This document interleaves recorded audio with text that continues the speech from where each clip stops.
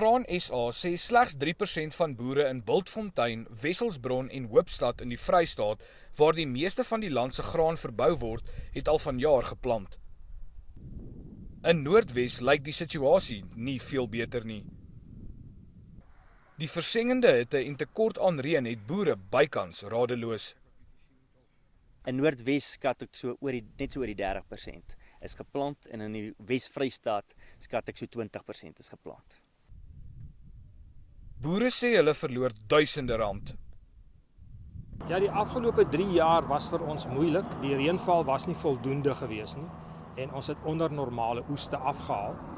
Die oeste wat ons afgehaal het was van so 'n aard dat jy basies net gelyk gebreek het. Ander jare kon jy nie gelyk breek nie en dit het ons finansiële reserves totaal uitgeput.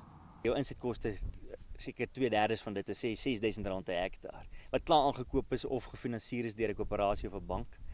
So dit is klaar skuld wat ek het en ons wat geplant het, die goed lê in die grond en verdor. Ou wie sien dit dalk die stories dalk nog beter af as ek wat nog nie geplant het nie. Boere sê hulle sal op die heel laaste teen die einde van die eerste week van Januarie kan plant, waarna die moontlikheid van ryp te groot word. Gerard Pretorius, E-nuus, Lichtenburg.